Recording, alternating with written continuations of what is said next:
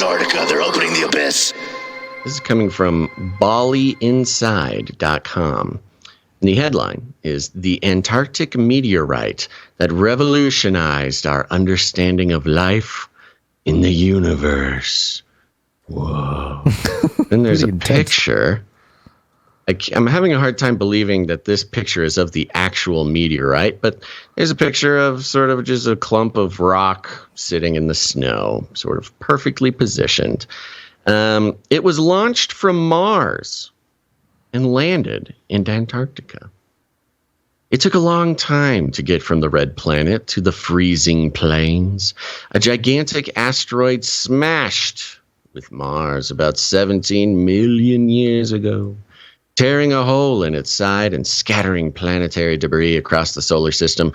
The wreckage flew away at over 3 miles per second, escaping the planet's gravitational pull and fleeing into space. Whoa. Then, some 13,000 years ago, a piece of that wreckage landed near a Y-shaped ridge in the Transantarctic Mountains known as Allen Hills. The area, draped in layers of snow, has been dubbed Meteorite Heaven. All right, we're back on the screen, by the way, so sorry about that. But wonderful. Yes, 13 again. 13, man. 13 all day today. 13 minutes between my tweet and Elon Musk tweeting about Freemasons at 1,300 hours, I think 13,000 years ago. Mm-hmm. So there's another 13 in there earlier somewhere. This is weird, man. Meteorite Heaven by planetary scientists because the flowing ice sheet of East Antarctica butts up against the mountain range, forming a natural collection area for space rocks. Oh, just a natural collection area for space rocks in Antarctica. That's Space convenient. Rocks, park here. Mm-hmm. Nowhere else on the planet has provided a bounty of otherworldly riches like the desolate frozen plains I think of the that's Antarctic. giving away quite a bit there. What are they going to reveal from Antarctica? Otherworldly riches. Yeah, that's what I'm saying, man. More than 22,000 space rocks have been found on the continent, offering scientists a way to study the formation of our solar system. But the wreckage discovered in Allen Hills has become the Antarctic's most famous wreckage. Wreckage, Gonz. Mm-hmm. That's usually not how you describe a rock. That's how you describe some sort of craft. How big is this wreckage? The potato-sized chunk. The potato-sized wreckage. Wait a minute. You know what? You know what's very strange is that the one story that you stepped away from today, the deep sea gold mining thing, they talked about potato-sized, like chunks of gold, like or seabed rocks or whatever that have gold in it. It's all potatoes, it's all potatoes, man. Potatoes all the way down. You got potato. I mean, maybe that's why they want it. Maybe that's what they're doing. They're just grabbing space rocks. Mr. Potato Head was a message. Yeah. All right. Continue. You know what? Sometimes we have to push the boundaries, Gonz. It might seem like a good thing to say in order to find that potato-sized gold nugget. And I think you found it. The potato-sized chunk, dubbed ALH84001, had rested on the ridge's surface untouched for millennia until it was finally discovered by Roberta Score, a member of the Antarctic Search for Meteorites. Well, that's what it's called, Antarctic Search for Meteorites, NSMET. On December 27th, 1984. 9 years later, a team of NASA scientists determined the rock was of Martian origin, showing evidence it came from the planet's formative era some 4 billion years ago, when water existed on its surface. Quote, the major legacy of that rock is that it basically drives a huge amount of what is happening in planetary science, says Gretchen Benedicts, an astrogeologist at Curtin University in Western Australia. Dr. Ash is going to get space rocks. She's not interested in climate change. Dude. Dr. Ash is going down to find space rocks for sure. Astrogeologist Gretchen Benedicts just told us. Yes, because it drives a huge amount of what is happening in planetary science. Just one rock? One That's rock. not science. One rock, baby. Decentralize the rocks. Decentralize the rocks. Decentralize the rocks. All right, keep going. This show is just going to turn It's into a falling bunch off of the wheels. chants. Yeah. Well, you know what? It's because we played Elizabeth Warren at the beginning. I know that really. But you set could a tell bad she was precedent. not planning on starting a chant. Yeah. She just got She just so did it. jazzed up. She noticed a lull in her little thing, and she was like, "Chant time."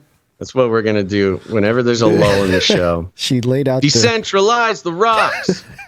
This rock sparked a revolution in astrobiology. Telling you, man. One rock. Will you pull up? Can you pull up the links that we have on Dr. Ash Yes. from a few episodes ago? Yeah. Okay, because this is ridiculous. The rock sparked a revolution in astrobiology, the hunt for life outside of Earth, that is still felt today at NASA's Perseverance rover rolls around the surface of Mars. It gave scientists a tangible route to answering one of the biggest questions of all. Does life exist elsewhere in the cosmos? The first tentative answers came when scientists at NASA's Johnson Space Center cracked open the rock from Antarctica in 1996. Cracking open ALH 84001 is like opening a portal to a planet more than 140 million miles away. Many research teams had done so since its discovery, but it's NASA geologist David McKay, whose name is forever linked to the Martian chunk. McKay had worked on the Apollo moon program studying lunar dust and was well-versed in studying samples from other worlds. Other worlds, huh? His team of scientists at Johnson went to work examining ALH 84001. I'm just going to call it potato from now on. Examining the potato's chemical components in the early 90s, hoping to reveal what was happening on the red planet 4 billion years ago. And in studying the rock, the team uncovered carbonate materials and minerals and unusual worm-like microstructures. The wormicorns, Gonz? Within the potato. Yeah. They reasoned the worms could be fossilized nanobacteria, evidence of alien life. And there it is. It's alien life. How in the world are we creating reality as we do this podcast? I'm so confused. It's obviously not that. Perhaps it's just the Holy Spirit guiding us over a decades-long nonsensical journey into podcasting. Yes. And every single breadcrumb that we have laid across the decade is being picked up and examined by whoever is planning the future of this timeline. Days before McKay's team published its work in the journal Science, U.S. President Bill Clinton confronted. Got to get the Clintons in on it too, huh? All right. Days before McKay's team published its work in journal Science, U.S. President Bill Clinton fronted a media throng on the South Lawn. Don't ever let Clinton front a throng on the South Lawn at the White House. Throng. Don't let Bill Clinton keep him away media throng. White House revealing this world-changing hypothesis. Quote, if this discovery is confirmed, Clinton said, quote, it will surely be one of the most stunning insights into our universe that science has ever uncovered. While the headlines of the day shouted that scientists had found, quote, evidence of primitive life on early Mars, the scientists themselves were a little bit more tempered. At the time, Everett Gibson, a planetary scientist at JSC. I'm wondering if we need to skip this because it goes back into Antarctica here in a second. Nope. I'm going to go. At the time, Evett Gibson, a planetary scientist at JSC and co-author of the paper, said the team was, quote, putting this evidence out to the scientific community for other investigators to verify, enhance, attack, disprove if they can, as part of the scientific process. Oh, Gonz, remember the 90s when the scientific process wasn't about consensus? Man. Yeah, I love the science projects when we were growing up is kind of like a fond memory now, of the actual scientific method. Scientists were actually invited to disprove a hypothesis instead of being paid to lie to support it. Oh, the 90s were a good time. Yeah. Gibson hoped, quote, within a year or two, the question would be resolved, but the hypothesis was immediately controversial. Other groups did exactly as asked, attacked, questioned, enhanced, and ultimately disproved many of the claims made in the paper. Over 20 years later, few serious planetary scientists believe the potato contains life from another planet. But the meteorite focused efforts in astrobiology and saw organizations like NASA double down on investigating Mars. Antarctic hunts. Ralph Harvey. Ralph Harvey. Sounds like a new person to obsess over. Yeah.